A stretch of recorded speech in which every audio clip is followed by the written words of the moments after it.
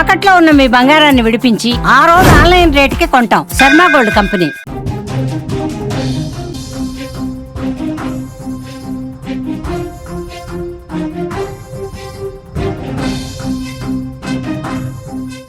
ఈడీని ఆపండి, మోడీతో కల్పించండి, మా పార్టీని విలీనం చేస్తాం, మా కవితని జైలు నుంచి బయటకు తీసుకురండి. ఈ వ్యాఖ్యలు చేసింది ఎవరో కాదు, సంచలనమైన ఈ వ్యాఖ్యలు చేసింది Anakapalli BJP MP CM Ramesh. CM Ramesh ఇవాళ మధ్యాహ్నం ఒక కీలకమైన ప్రెస్ మీట్ పెట్టారు. ముఖ్యంగా బీఆర్ఎస్ వర్కింగ్ ప్రెసిడెంట్ కేటీఆర్ని టార్గెట్ చేస్తూ విమర్శల దాడి చేశాడు. అంతేకాదు 4-5 నెలల క్రితం తన దగ్గరికి కేటీఆర్ బృందం వచ్చి ఈడీ సిబిఐ తమ పైకి రాకుండా ఆపాలని, తమ పైన కేసులు పెట్టకుండా ఆపాలని, ఇళ్లలో సోదాలు చేయకుండా ఆపాలని వేడుకున్నట్టు సీఎం రమేష్ బట్టబయలు చేశారు. అంతేకాదు బీజేపీలో అవసరమైతే తమ పార్టీ బీఆర్ఎస్ని విలీనం కూడా చేస్తామని, తనతో బేరాలు కొనసాగించాలని కోరినట్టు సీఎం రమేష్ చేసిన వ్యాఖ్యలు ఇవాళ తెలంగాణలో దుమారం రేపుతున్నాయి. ఇప్పటికే బీజేపీని బీఆర్ఎస్లో విలీనం చేయాలన్న మాటని గతంలో బీఆర్ఎస్ అధినాయకత్వం ఆలోచించిందని, తను జైల్లో ఉన్నప్పుడు ఈ ఆలోచన చేశారంటూ కవిత ఒక్కసారిగా బీఆర్ఎస్పై బండరాయి ఎత్తేసింది. కవిత బండరాయి ఎత్తేసిన తర్వాత సొంతంగా తెలంగాణ జాగృతి అనే కుంపటి స్టార్ట్ చేసి ఇవాళ ఏకంగా లీడర్షిప్ క్లాసులంటూ ప్రత్యేక శిక్షణ తరగతులు కూడా ఇస్తుంది. అంతేకాదు బీఆర్ఎస్ని బీజేపీలో విలీనం చేయాలన్న మాట అవాస్తవం కాదని కవిత, అంటే కేసీఆర్ కుమార్తె స్వయంగా కవితనే ఆరోపణ చేసిన తర్వాత ఇవాళ సీఎం రమేష్ కూడా ఆ ఆరోపణల్ని కొనసాగిస్తూ, ఆ ఆరోపణల్ని నిజం చేస్తూ, ఆ ఆరోపణలు నిజమయ్యేటట్టుగా కొన్ని ఆధారాలు కూడా తన దగ్గర ఉన్నాయంటూ సీఎం రమేష్ కూడా కేటీఆర్ పైన తీవ్రమైన ఆరోపణలు చేశారు. కవిత జైల్లో ఉన్నప్పుడు, కవిత జైల్లో ఢిల్లీ లిక్కర్ స్కామ్లో విచారణ ఎదుర్కొన్న సమయంలో తన దగ్గరికి కేటీఆర్ వచ్చారని, తనతోని చర్చించారని, కవితని విడిపించేందుకు ప్రయత్నాలు చేయాలని, అవసరమైతే పార్టీని బీఆర్ఎస్లో కలిపేందుకు సిద్ధంగా ఉన్నామని, ఈ అంశాల్ని బీజేపీ అధినాయకత్వం దృష్టికి తీసుకెళ్లాలని సీఎం రమేష్ని కోరినట్టు తనే స్వయంగా ప్రకటించారు. అంతేకాదు తాము పాల్పడిన అవినీతికి వ్యతిరేకంగా విచారణ జరగకుండా, ఈడీ రాకుండా, సిబిఐ రాకుండా ఆపాలని కూడా సీఎం రమేష్ని ఆయన రిక్వెస్ట్ చేసినట్టు, కేటీఆర్ రిక్వెస్ట్ చేసినట్టు సీఎం రమేష్ చేసిన వ్యాఖ్యలు ఇప్పుడు తెలంగాణ రాజకీయాల్లో తీవ్ర దుమారాన్ని రేపుతున్నాయి. ఒక కాంట్రాక్టుకు సంబంధించి 1660 కోట్లకు సంబంధించిన కాంట్రాక్టుకు సంబంధించి రిత్విక్ ప్రాజెక్ట్స్ ఎవరైతే సీఎం రమేష్కి సంబంధించిన రిత్విక్ ప్రాజెక్ట్స్కు కేటాయించడం పైన కేటీఆర్ చేసిన ఆరోపణల నేపథ్యంలో సీఎం రమేష్ ఇవాళ మీడియా ముందుకు వచ్చారు. KTR BRS working president KTR టార్గెట్గా ఆయన తీవ్ర విమర్శలు చేశారు. ఒకసారి సీఎం రమేష్ కేటీఆర్ పైన ఏం వ్యాఖ్యలు చేశారో, ఆయన చేసిన ఆరోపణలేంటో ఒకసారి ఆయన మాటల్లోనే మీరు వినండి. కవిత ఢిల్లీలో జైల్లో ఉన్నప్పుడు నువ్వు ఢిల్లీకి వచ్చి నా దగ్గర టైం తీసుకొని మా ఇంటికి వచ్చిన మాట వాస్తవం కాదా? ఇంట్లో సీసీ కెమెరాలు ఉన్నాయి, నేను తీసి మీడియాకి ఇస్తా, నువ్వు ప్రెస్ మీట్ పెట్టి దీనికి సమాధానం చెప్పు. మా ఇంటికి వచ్చి ఏం మాట్లాడినారు?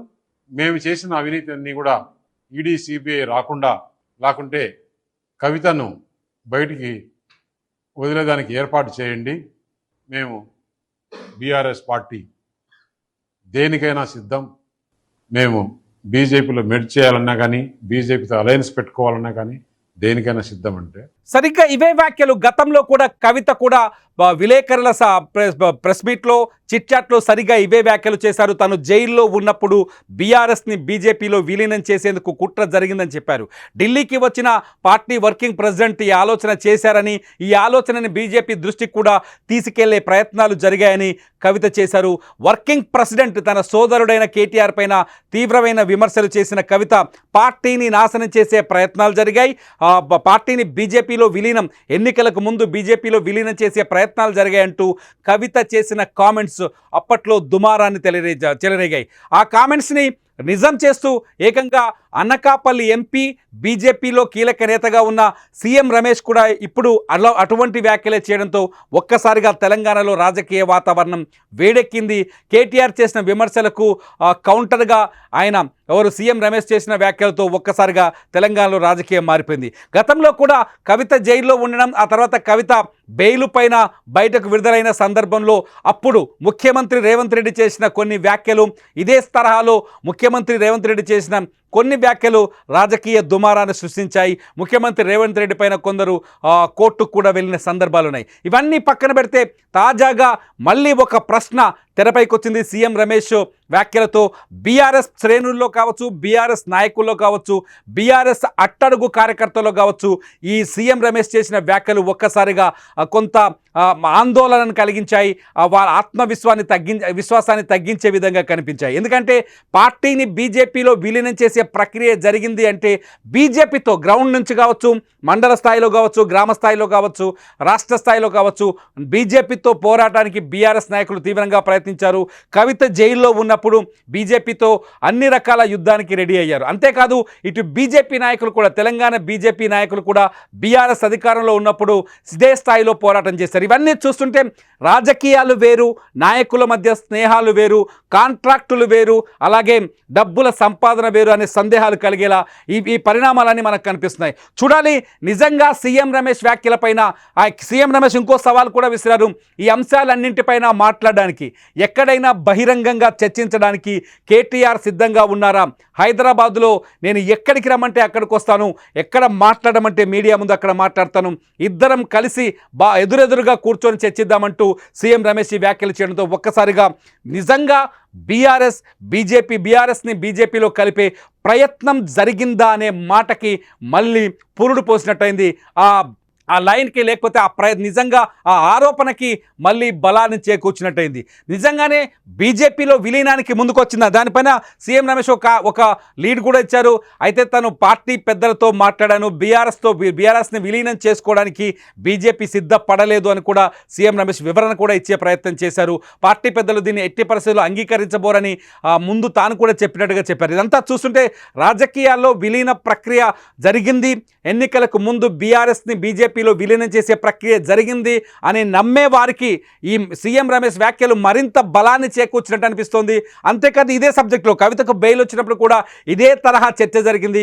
కవితకు బెయిల్ ఎందుకు ఇచ్చారంటే అంటూ రకరకాల కారణాలు చూపించారు అక్కడ. అయితే కోర్టు బెయిల్ ఇవ్వడం వేరు, రాజకీయ పార్టీలో దోస్తాన్ వేరు అనే విషయంలో కొన్ని కేసులు కూడా నమోదైన సందర్భాలు మనం చూసాం. ఇవన్నీ చూస్తుంటే బీఆర్ఎస్లో తెలంగాణలో రేవంత్ రెడ్డి సర్కార్ పైన కేటీఆర్ తీవ్రమైన పోరాటం చేస్తున్నారు. రేవంత్ రెడ్డి ప్రభుత్వాన్ని ఇరకాటంలో పెట్టే ప్రయత్నాలు చేస్తున్నారు. రేవంత్ రెడ్డి పథకాలని అమలు చేస్తాడంటూ విమర్శలు చేస్తున్నారు. వరుసగా రేవంత్ రెడ్డిపై అటాక్ చేస్తున్నాడు. ఈ తరుణంలో ఒకవైపు సొంత పార్టీలోనే కవిత కుంపటి ఏర్పాటు చేయడం, కవిత సొంత పార్టీ నాయకులపైనే విమర్శలు చేయడం, ఇటు బయట నుంచి కూడా బీజేపీ నాయకులు ఇవాళ సీఎం రమేష్ లాంటి బీజేపీ నాయకులు కూడా బీఆర్ఎస్ పైన తీవ్రమైన విమర్శలు చేయడం, కవితను కాపాడుకునేందుకు పార్టీని బీజేపీలో విలీనం చేసేందుకు ప్రయత్నించారనే ధోరణిలో ఆయన మాట్లాడడం.